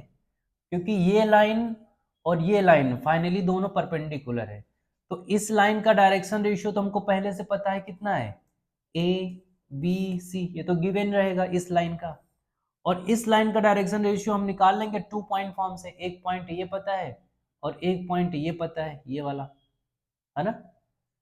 तो इसका पॉइंट का डायरेक्शन रेशियो निकल आएगा और इसका डायरेक्शन रेशियो तुमको दिया गया है। इसका डायरेक्शन रेशियो कैसे निकलेगा, x2 माइनस x1, दो पॉइंट के बीच का डायरेक्शन रेशियो कैसे निकालते थे, x2 minus x1, y2 minus y1 और z2 माइनस z1। वही काम इसमें करेंगे हम। तो यहाँ पे कितना आ जाएगा, इससे करते हैं ना, ये माइनस ये, यानी x1 plus A lambda minus x2, दूसरा y1 plus B lambda minus y2, और तीसरा z1 plus C lambda minus z2। ये देखने में बहुत बड़ा लग रहा, लेकिन जब क्वेश्चन करोगे तो वो छोटे छोटे डेटा दिए जाएंगे। अब ये लाइन और ये लाइन दोनों परपेंडिकुलर हैं, तो इनके बीच का जो डायरेक्शन रेशियो का प्रोडक्ट होगा, यानी a1 a2 plus b1 b2 plus c1 c2, ये किसके बराबर होगा, 0 के बराबर होगा। ये तुम्हारा थर्ड स्टेप है, स्टेप फर्स्ट, स्टेप सेकेंड, और ये थर्ड स्टेप है। ये अप्लाई करोगे तो यहां से तुम्हें क्या मिल जाएगा, लैम्डा मिल जाएगा। और जैसे लैम्डा मिलेगा उसको इसमें रख देना, यहाँ पे यहाँ पे यहाँ पे यहाँ पे, तो ये पॉइंट मिल जाएगा। ठीक है, और जैसे ये पॉइंट मिला तो P पता है, Q पता है, इसमें डिस्टेंस फार्मूला लगा देना, x2 माइनस x1 का whole square plus y2 minus y1 का whole square plus z2 minus z1 का होल स्क्वायर। डिस्टेंस फार्मूला लगा देना, आंसर आ जाएगा। ठीक है, हो सकता है अभी समझने में दिक्कत आ रहा हो, बट तुम्हें स्टेप तो लिख ही लेना है। अभी हम एग्जाम्पल करेंगे तो समझ में भी आ जाएगा। ठीक है, स्टेप तुम्हें जरूर लिख देना। पहला स्टेप क्या है कि जनरल पॉइंट मान लेंगे उसी लाइन पे, इस पे। उसके बाद DRS निकालेंगे, यानी उस पॉइंट को हमने P मान लिया जिससे डिस्टेंस निकालना है। जो जनरल पॉइंट लाइन पे मानना उसको हमने Q मान लिया है, तो PQ का डायरेक्शन रेशियो निकाल लेंगे। और इस लाइन का डायरेक्शन रेशियो पहले से गिवन है, तो इसका डॉट प्रोडक्ट, इसका डॉट प्रोडक्ट क्या होगा, 0 होगा। वहां से हमें क्या मिल जाएगा, लैम्डा मिल जाएगा। लैम्डा की वैल्यू उठा के यहाँ पे रख देंगे, यहाँ पे एक पॉइंट मिल जाएगा, और इस पॉइंट का और इस पॉइंट से डिस्टेंस निकाल लेंगे, वही परपेंडिकुलर डिस्टेंस होगा। और ये जो पॉइंट आया है क्यों, इसी को फुट ऑफ परपेंडिकुलर भी बोलते हैं। कभी कभी डायरेक्ट यही क्वेश्चन पूछ लेता है, फाइंड फुट ऑफ परपेंडिकुलर। तो भैया क्यू का आंसर तो डायरेक्ट आ जाएगा, जैसे लैम्डा मिलेगा यहाँ पे रख देना, वो उसका आंसर होगा। बात समझ में आ रही है? चलो एक क्वेश्चन करने की कोशिश करते हैं। मान ले रहे हैं यहाँ पे एक लाइन है, x minus x1 upon 4, y minus y1 upon 1, z plus 2 upon 3, और यहाँ पे एक पॉइंट P है 1 2 माइनस 4 3 4 2 ले लिया। अब इसका परपेंडिकुलर डिस्टेंस निकालना इस लाइन से। अब फील करना बेटा, सबसे पहले हमें क्या करना है, यहाँ पे जनरल पॉइंट लिखना है। कैसे लिखना है, लैम्डा मान के। तो यहाँ पे जो जनरल पॉइंट आएगा, लैम्डा मान लोगे यहाँ पे, तो आएगा 4 लैम्डा, और x निकाल, इसको बराबर करोगे तो 4 लैम्डा प्लस 1 आएगा। यानी यहाँ पे जो पॉइंट आएगा 4 लैम्डा प्लस 1 आ गया इस वाले कोऑर्डिनेट। फिर आ जाएगा लैम्डा प्लस 1, फिर आ जाएगा 3 लैम्डा माइनस 2, इसको इसको बराबर करोगे तो 3 लैम्डा माइनस 2 आ गया। यानी यहाँ पे पॉइंट आ गया, यानी स्टेप 1 कंप्लीट हो गया। स्टेप 2 क्या था, इसका डायरेक्शन रेशियो निकालना। वो कैसे आएगा, 4 लैम्डा प्लस 1, यानी x2 माइनस x1 कितना, -3, फिर y2 lambda plus 1 minus y1 कितना 4, फिर z2 कितना 3 lambda minus 2 minus z1 minus 2। यहाँ पे आ जाएगा 4 लैम्डा, और इधर आएगा -2 कॉमा लैम्डा, और ये -3 हो जाएगा। यहाँ पे 3 लैम्डा -4 हो जाएगा। यानी इस लाइन का डायरेक्शन रेशियोज आ गया, ये डायरेक्शन रेशियोज आ गया है। और इस लाइन का डायरेक्शन रेशियोज हमको पहले से पता है, 4 1 और 3। ठीक है, 4 1 और 3। अब देखो, हमको पता है अगर दो लाइन आपस में परपेंडिकुलर होते हैं तो उनका जो डायरेक्शन रेशियो का प्रोडक्ट होता है, ये हमने पहले लेक्चर में पढ़ा था, a1 a2 b1 b2 c1 c2 is equal to 0। इस कॉन्सेप्ट का यूज करके हम इसका इसके साथ प्रोडक्ट करेंगे, इसका इसके साथ प्रोडक्ट करेंगे, और इसका इसके साथ प्रोडक्ट करेंगे। यानी यहां से आ जाएगा 4 इंटू, यानी a1, ये है a1 into a2, 4 lambda -2 plus 1 into lambda -3 plus 3 into 3 lambda minus 4 is equal to क्या होगा 0। यहां से आ जाएगा 16 lambda minus 8 plus lambda minus 3 plus 9 lambda minus 12 बराबर 0। यहां तक समझ में आया बच्चा? अब देखो 16 लैम्डा प्लस एक ये 17 लैम्डा और 17 लैम्डा और इधर 9, 17 और 3 20 यानी 26 लैम्डा। इधर ये -8 है और -3 -11 और -12 यानी -23 बराबर 0। ये बहुत ही खतरनाक सा लैम्डा आ गया है क्योंकि ये हमने क्वेश्चन फ्रेम किया है। ठीक है, जब तुम क्वेश्चन दिया जाएगा तो अच्छा सा सुंदर सा लैम्डा आएगा, 1 आ जाएगा, कभी -2 आ जाए, कभी 2 आ जाए, कभी हाफ आ जाएगा। इतना सा भयंकर सा तो नहीं आएगा। ठीक है, लेकिन हम क्वेश्चन देख के नहीं लिखे तो हमारा डेटा थोड़ा सा अजीब हो गया है। अब ध्यान से देखिएगा इसको। अब ये लैम्डा की वैल्यू आ गई है। ठीक है, अब ये लैम्डा जो आया है तुम्हारा, इसको तुम यहां पे रख दो, यहां पे रख दो, यहां पे रख दो। तो यहां पे ना इसको जब रखोगे तो यहां पे एक पॉइंट मिल जाएगा। ठीक है बेटा, और वो पॉइंट जो है वो क्यू पॉइंट आएगा, यानी फुट ऑफ परपेंडिकुलर आ जाएगा। एग्जाम्पल के तौर पे थोड़ा सा मान ले रहे हैं, पॉइंट आ गया 1 -2 और 7। ठीक है, ये पॉइंट क्यू आ गया। अब ध्यान से देखना, अब ये क्यू पॉइंट पता है, पी पॉइंट पता है, इनके बीच में हम डिस्टेंस फार्मूला लगा देंगे। डिस्टेंस फार्मूला कैसा, x2 माइनस x1 का whole square, y2 minus y1 का whole square, z2 minus z1 का होल स्क्वायर का स्क्वायर रूट। ये हो ऐसे करके तुम्हारे पास क्या आ जाएगा, डायरेक्शन, वो डिस्टेंस आ जाएगा। और डिस्टेंस वही क्या होगा, परपेंडिकुलर डिस्टेंस आ जाएगा। तो इसको क्या बोलते हैं, फुट ऑफ परपेंडिकुलर, यानी ये कोऑर्डिनेट्स आ गया है। फुट ऑफ परपेंडिकुलर क्या हो, कोऑर्डिनेट्स होगा। ये जो लैम्डा की वैल्यू रख दोगे तो यहाँ पे जो पॉइंट्स आएगा ना, ये कोऑर्डिनेट्स होगा। किसका कोऑर्डिनेट्स होगा, फुट ऑफ परपेंडिकुलर का। चलो, अब अगर तुम फुट ऑफ परपेंडिकुलर निकाल रही हो तो एक कॉन्सेप्ट होता है इमेज निकालना, वो भी सीख ले रहे हैं ना। Image of a point. अब ध्यान से देखना विद्यार्थी, यहां पे क्या होगा, तुम्हें एक लाइन दिया जाएगा। वो लाइन क्या है, x minus x1 upon A, y minus y1 upon B, z minus z1 upon C. यहाँ पे एक पॉइंट दिया गया है और उस पॉइंट P का नाम है x2, y2 और z2। और तुम्हें इसका इमेज निकालना है। इमेज मतलब तुम समझ गए होगे, जितना दूर यहाँ से है उतना ही दूर नीचे बनेगा ये। तो इस इमेज को मान ले रहे हैं P डैश। इसको हमने पहले बोला फुट ऑफ परपेंडिकुलर होगा, तो इसको हम Q मान के चल रहे हैं। प्रीवियस क्वेश्चन में हमने Q माना था। ठीक है,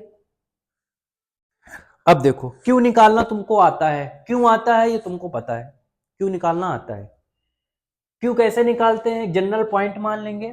ठीक है, उस पे a lambda, x1 plus a lambda, y1 plus b lambda, c1 z1 plus c lambda, एक जनरल पॉइंट आ जाएगा जिसको हम फुट ऑफ परपेंडिकुलर यानी Q का कोऑर्डिनेट बोल देंगे। फिर उसका डायरेक्शन रेशियो निकालेंगे विद P, जो कि पॉइंट ऊपर दिया जाएगा। कैसे निकालेंगे, x2 माइनस x1 वाले फॉर्मूले से, तो उसका डायरेक्शन रेशियो आ जाएगा। अब इसका डायरेक्शन रेशियो और इस लाइन का डायरेक्शन रेशियो का प्रोडक्ट 0 के बराबर होगा क्योंकि दोनों परपेंडिकुलर है। वहां से हमें लैम्डा निकल आएगा और लैम्डा की वैल्यू जैसे उस जनरल पॉइंट में रखेंगे पॉइंट Q आ जाएगा। यह भी थोड़ी देर पहले हमने पीछे सीखा है। अब हमको बताना है P डैश। P डैश क्या है, P का इमेज है या रिफ्लेक्शन है। तो ये बताओ, जितना दूर ये बना है उतना ही दूर ये नीचे गया होगा, तो P और P डैश का जो मिड पॉइंट है वो Q होगा। और Q के कोऑर्डिनेट तुमको पता है, अभी तुम निकालोगे। थोड़ी देर के लिए 5 सेकंड के लिए हम मान ले रहे हैं कि वो जो कोऑर्डिनेट्स है वो आ गया है 1 4 7। बस एक तरीका बता रहे हैं कैसे फॉर्मूला अप्लाई करोगे।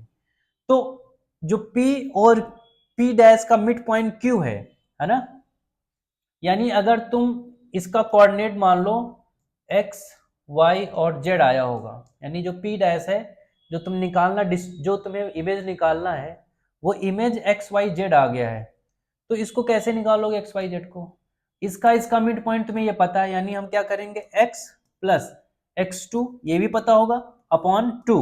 वो किसके बराबर होना चाहिए, 1 के बराबर, क्योंकि x कोऑर्डिनेट यहाँ पे जो पॉइंट आएगा वो कितना आएगा, x plus x2 divide by 2, mid point होगा ना इसका mid point, y plus y2 divide by 2, z plus z2 divide by 2, है ना।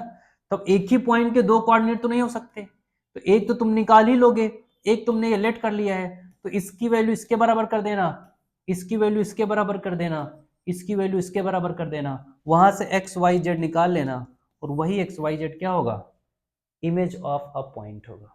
ठीक है, क्या होगा, इमेज ऑफ अ पॉइंट होगा। उसको निकालने के बाद जो भी आंसर आए उसको फाइनल लिख देना। यानी मेन है तुम्हारा फुट ऑफ परपेंडिकुलर निकालना, और ये निकालना तुम सीख गए होगे, अभी 2 या से 3 क्वेश्चन हम कर चुके हैं इस टाइप के। ठीक है, तो फुट ऑफ परपेंडिकुलर निकालने के बाद इमेज ऑफ पॉइंट निकालना बहुत ही इजी हो जाता है। ठीक है बच्चा, चलो ये हमने पढ़ लिया इमेज ऑफ पॉइंट। अब आते हैं shortest distance between two lines. Shortest distance between two lines. अब देखना, दो लाइन भी दो तरीके की हो सकती है, तुमको समझाते हैं।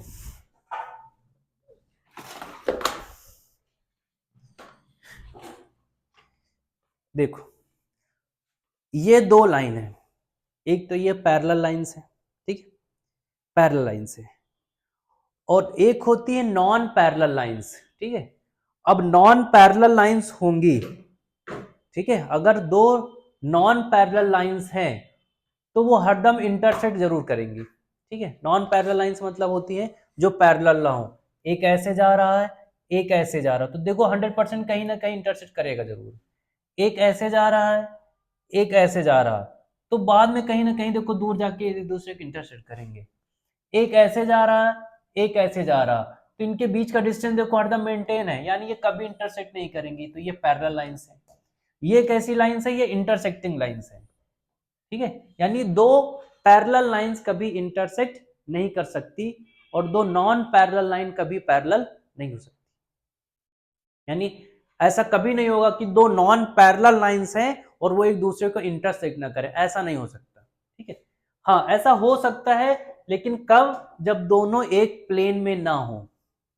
दो पैरेलल लाइंस नहीं है, लाइंस क्या है, पैरेलल नहीं है, लेकिन फिर भी वो इंटरसेक्ट ना करें, तो ऐसा तभी पॉसिबल हो सकता है जब वो दोनों लाइन अलग अलग प्लेन में हो। समझाते हैं, मान लो एक ये लाइन है और एक ये लाइन है, ये देखो दोनों पैरेलल नहीं है, लेकिन ये कभी इंटरसेक्ट नहीं करेंगे। एक चाहे जितना बढ़ा दो, ये इसको ऐसे बढ़ा दो, ठीक है, ऐसे निकल जाएगी ये ऐसे निकल जाएगी, लेकिन दोनों पैरेलल नहीं है। देखो पैरेलल लाइंस ये हैं, ये दोनों पैरेलल लाइंस, ये दोनों एक प्लेन में भी रख दोगे तब भी इंटरसेक्ट नहीं करेगी। लेकिन अगर नॉन इंटरसेक्टिंग लाइन चाहिए तुमको, नॉन पैरेलल और नॉन इंटरसेक्टिंग लाइन होगा, तो वो अलग अलग प्लेन पे ही होना चाहिए। एक मान लो इस प्लेन पे लाई कर रहा है ऐसे, तो दूसरा ऐसे इस प्लेन पे लाई कर, अब ये देखो कभी इंटरसेक्ट नहीं करेगी। ठीक है, यही मतलब तो समझा। जैसे देखो जहाज उड़ता है, एक जहाज ऐसे उड़ा और एक जहाज ऐसे उड़ा, ये दोनों कभी एक दूसरे की इंटरसेक्ट नहीं करेंगे, या इधर से निकल जाएगा ये इधर से निकल जाएगा, क्योंकि इसका प्लेन ये है और इसका प्लेन ये है, दोनों एक प्लेन पे नहीं है। अगर एक ही प्लेन पे होंगे तो इधर से आएगा ये इधर से आएगा, तो टक्कर हो जाएगा फिर। समझ पा रहे होगे बात को। चलो ठीक है, तो पहले हम देखते हैं जब लाइंस पैरेलल होंगे तो उनके बीच का डिस्टेंस कैसे आएगा। मान लो एक लाइन ये है, ठीक है, इसको वेक्टर फॉर्म में लिखते हैं। कभी भी शॉर्टेस्ट डिस्टेंस निकालना होगा ना, तो उसको वेक्टर फॉर्म से ही करना, बहुत इजी आएगा।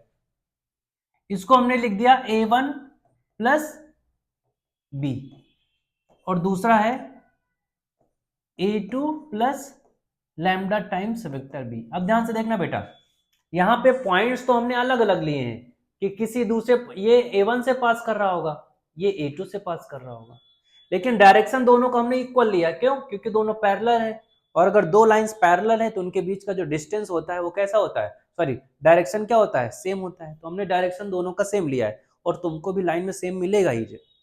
हाँ कॉफिशिएंट थोड़ा सा हो सकता है चेंज कर दें। ठीक है, अब देखो ये है a1 ये है a2, जरूरी नहीं कि a1 a2 सामने सामने हो, a1 a2 दूर दूर भी हो सकते हैं। मान लो a1 यहाँ पे आ रहा होगा a2 यहाँ पे आ रहा होगा, उससे मतलब नहीं है तुमको, a1 यहाँ कर दो a2 यहाँ कर दो। ठीक है,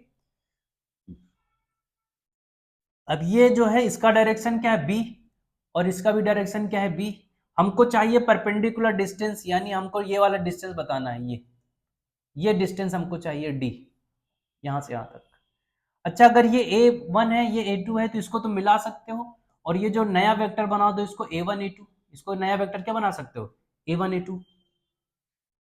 अब ये जो A1 A2 वेक्टर है और ये जो B वेक्टर है, ठीक है, ये एंगल अगर थीटा बना रहा तो ये भी एंगल थीटा बनाएगा। अब इसको फील करो, ये 90 डिग्री है, ठीक है, और ये थीटा है, तो ये जो डिस्टेंस आएगा ना डी, ये डी डिस्टेंस आ जाएगा mod A2 minus A1, mod A2 minus A1, यहाँ पे साइन थीटा लगाओगे तो ये परपेंडिकुलर और ये हाइपोटेनस का यूज करोगे तो यहाँ पे आ जाएगा साइन थीटा। यानी ये जो डिस्टेंस है कैपिटल डी वो आ जाएगा A2 minus A1 sine theta. इसको फील करो ट्रायंगल से बना के, ट्रायंगल से बना के फील करो तो समझ में आ जाएगा, है ना। एक राइट एंगल ट्रायंगल बनाना है, यहां से साइन थीटा की वैल्यू निकालोगे तो आएगा d अपॉन ये, यानी परपेंडिकुलर अपॉन हाइपोटेनस। ये 90 डिग्री है, ये थीटा है, तो इसके सामने परपेंडिकुलर होगा और 90 के सामने हाइपोटेनस होगा, तो कुछ ऐसा आ जाएगा। यानी यहां से जब साइन थीटा कैलकुलेट करोगे तो आएगा d upon A2 minus A1।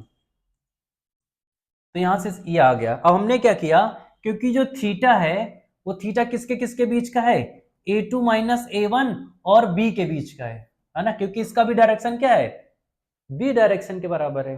तो जो थीटा है वो theta angle between A2 minus A1 और B का है।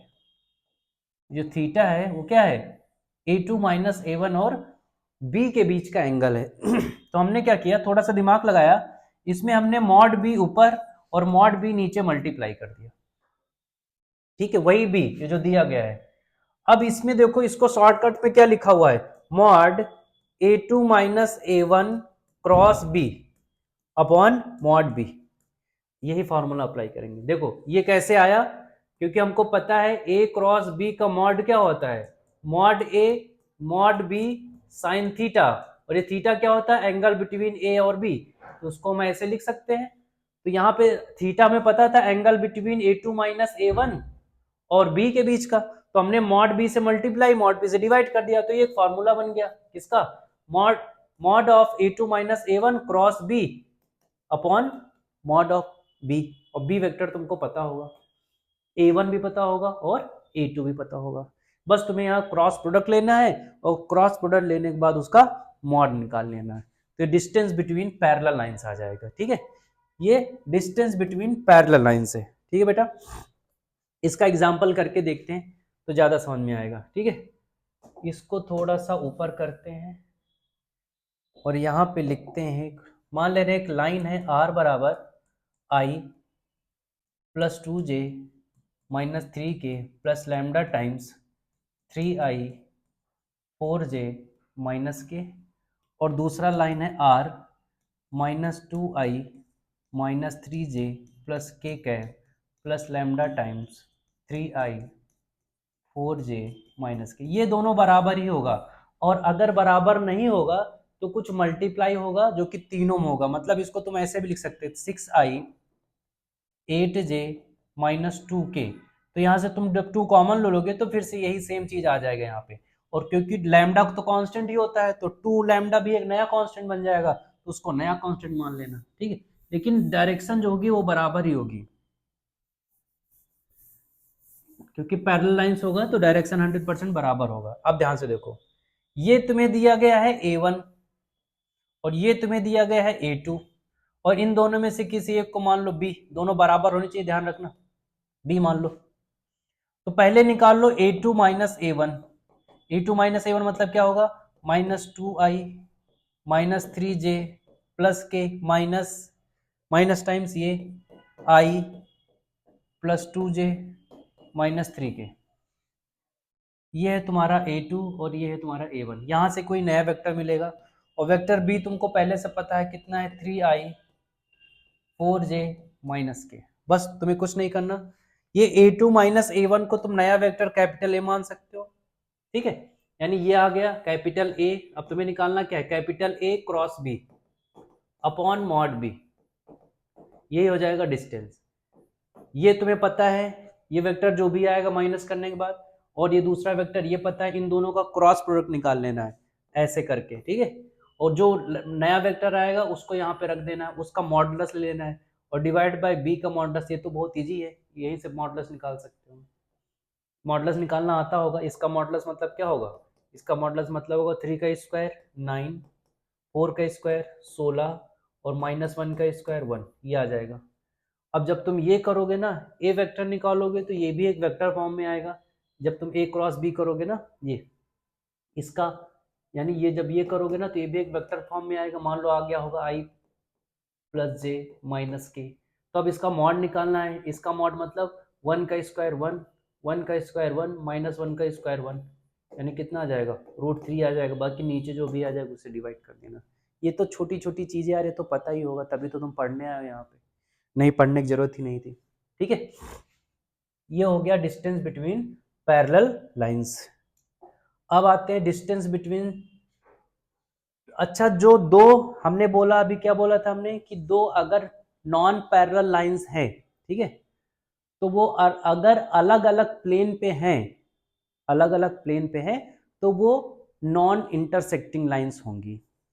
अगर दो नॉन पैरेलल लाइंस हैं और एक ही प्लेन पे है तो वो 100% इंटरसेक्टिंग लाइंस होंगी। यानी अगर दो नॉन पैरेलल और नॉन इंटरसेक्टिंग लाइंस हैं तो फिर अलग अलग प्लेन्स पे होंगी, और ऐसे लाइंस को बोलते हैं स्क्यू लाइंस। क्या बोलते हैं बेटा, स्क्यू लाइंस। अब स्क्यू लाइंस के बीच का जो डिस्टेंस पूछा जाता है वो शॉर्टेज डिस्टेंस पूछा जाता है, ठीक है। स्क्यू लाइंस के बीच का जो डिस्टेंस पूछा जाता है वो शॉर्टेज डिस्टेंस पूछा जाता है, कि सबसे मिनिमम डिस्टेंस इन दोनों के बीच का कितना होगा। फिर से समझाते तुमको।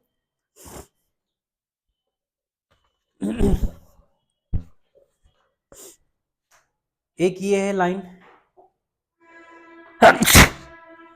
एक ये है लाइन, एक ये है लाइन, ठीक है, ऐसे ये लाइन है, एक ये लाइन है। तो इसके बीच का जो शॉर्टेज डिस्टेंस आएगा ना, ऐसे मान ले रहे हैं ना थोड़ा सा हम, एक ये लाइन है, एक ये लाइन, तो इनके बीच का जो शॉर्टेज डिस्टेंस आएगा ना वो परपेंडिकुलर लाइंस होगा। एक ऐसा लाइन जो इसके भी परपेंडिकुलर हो और इसके भी परपेंडिकुलर हो ना, तो एक ऐसा लाइन होगा जो इसके और इसके दोनों को परपेंडिकुलर होगा, तो वो शॉर्टेज डिस्टेंस को दिखाएगा। वही अपन को ढूंढना होता है, ठीक है, वही हमको ढूंढना होता है कि वो शॉर्टेज डिस्टेंस कितना है। मान ले एक लाइन ये है और एक लाइन ये है, दोनों अलग अलग प्लेन पे हैं, इसलिए कभी इंटरसेक्ट नहीं करेगा। यानी एक ऐसे है और एक ऐसे है, तो ये ऐसे निकल जाएगा और ये ऐसे निकल जाएगा। बट 2D में लगता है कि ऐसे मिलेगा, ऐसा मिलेगा नहीं। एक ऐसे है और एक ऐसे है, तो ये ऐसे निकल जाएगा और ये ऐसे निकल जाएगा। कोशिश करते हैं समझाने की। एक ये लाइन है, एक ये लाइन है, ये है a1 plus lambda times b1। इस बार b1 और a1 आएगा क्योंकि इसका डायरेक्शन भी अलग है, तो इसका भी डायरेक्शन अलग ही होगा क्योंकि नॉन पैरेलल है, इसलिए एक का b1 होगा तो दूसरे का क्या होगा, b2 होगा।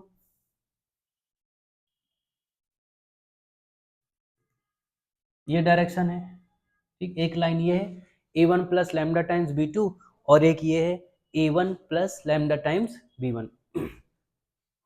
अब यहाँ पे एक पॉइंट होगा a1 और यहाँ पे एक पॉइंट मान ले रहे होगा a2, मान क्या रहे होगा ही। तो एक वेक्टर हमने ये निकाल लिया a1 a2, एक निकाल लिया a2 माइनस a1, ठीक है, a2 माइनस a1। इसमें बहुत समझाने का मतलब है, फिर तुम्हें बहुत चीजें आनी चाहिए। इसका हम तुमसे बोलेंगे अभी कि भैया ये परपेंडिकुलर है, इसका हम प्रोजेक्शन ले रहे हैं, इस पे बहुत टफ हो जाएगा बोर्ड के लिए ना, इतना तुम्हें समझना नहीं। डायरेक्ट फार्मूला याद रखो। तो इसका जो डायरेक्ट फार्मूला आएगा वो शॉर्टेज डिस्टेंस d का, वो आएगा a2 minus a1 dot b1 cross b2, b1 मतलब वही जो डायरेक्शन दिए जाएंगे, upon mod of b1 cross b2, और फिर इसका भी मॉड, ठीक है। ये आएगा तुम्हारा शॉर्टेज डिस्टेंस। यानी तुम्हें करना क्या है, b1 क्रॉस b2 निकालना है, जो डायरेक्शन दोनों अलग लाइंस अलग अलग होंगी, इनका b1 क्रॉस b2 निकालना है, ठीक है। जब b1 क्रॉस b2 एक वेक्टर आ जाएगा, उसका तुम्हें a2 माइनस a1 वेक्टर निकालना है, उसके साथ डॉट प्रोडक्ट कर देना है। जब डॉट प्रोडक्ट कर दोगे तो एक नया कांस्टेंट आएगा, उस पर मॉड लगा देना, क्योंकि डिस्टेंस निकाल रहे हो तो नेगेटिव नहीं हो सकता। और नीचे जो b1 क्रॉस b2 आएगा उसी का मॉड लगा देना और दोनों को डिवाइड कर देना। ये आ जाएगा तुम्हारा shortest distance between two skew lines. ठीक है, एग्जाम्पल से समझाने की कोशिश करते हैं इसको, शायद समझ में आ जाए। जैसे मान लो एक लाइन दिया गया r is equal to I cap J cap minus K cap plus lambda times 2i minus 3j plus K, और एक दूसरा लाइन दिया गया है 2i minus 3j plus K plus lambda times I cap plus J cap minus K cap. तो यहाँ से देखो a1 की वैल्यू पता है i plus J minus K, और b1 की वैल्यू पता है 2i माइनस 3j प्लस के। इधर a2 की वैल्यू पता है 2i minus 3j plus K, और यहाँ b2 की वैल्यू पता है i cap plus J cap minus के। सारा डेटा तुमको गिवन है बेटा, है ना, ये फॉर्मूले में अप्लाई करना है। a2 माइनस a1 निकाल लो, यानी इन दोनों का डिफरेंस निकाल लो, उसको यहाँ रख दो डॉट, फिर b1 क्रॉस b2 निकाल लो, b1 पता है b2 निकालना है, क्रॉस प्रोडक्ट कर दो ऐसे करके, एक वेक्टर आएगा उसको यहाँ लिख दो, इन दोनों का डॉट प्रोडक्ट करके मॉड ले लो, जो ये क्रॉस प्रोडक्ट करने से आए वही सेम वेक्टर यहाँ लिख के उसका मॉड ले लो। मॉड लेना बार बार बता चुके, आता ही होगा। तो ये तुम्हारा शॉर्टेस्ट डिस्टेंस निपट जाएगा। ठीक है बेटा, तो ये था अपना 3D का लेक्चर, जितना बोर्ड में आना है हमने सिर्फ उतना ही पढ़ाया है। बाकी अगर तुम्हें और जानना चाहते हो, जेईई मेंस का लेवल का जानना चाहते हो या कुछ और, तो फिर कमेंट कर सकते हो, नेक्स्ट लेक्चर में बना सकता हूँ इस पे भी। 3D पे अभी बहुत सारे क्वेश्चन बन सकते हैं अच्छे अच्छे, बट वो बात की बात है, अभी तुम अपने बोर्ड पे ध्यान दो। बोर्ड का पहले बोर्ड परसेंटेज अच्छा होना चाहिए, तभी तुम आगे जेईई मेंस और एडवांस के पेपर भी दे सकते हो, क्योंकि उनका एक मिनिमम क्राइटेरिया होता है, अगर वो फिल नहीं हुआ तो फिर दिक्कत हो जाएगी। ठीक है बेटा, चलो बाय बाय, मेहनत करते रहो, मोटिवेट रहो, जिससे भी तुम्हें मोटिवेशन आता है उससे मोटिवेशन लो। ज़्यादा मोटिवेशन नहीं कि 2-3 घंटे मोटिवेशन ले रहे हो, थोड़ा बहुत बात किया फिर फ़ोन रख दिया, उनको भी पढ़ने दो, तुम भी पढ़ो। ठीक है, फिर पढ़ना ज़रूरी है। चलो bye bye, take care, like कर दो, फॉलो कर दो, दोस्तों में शेयर कर दो, मज़ा आ जाएगा। Bye bye.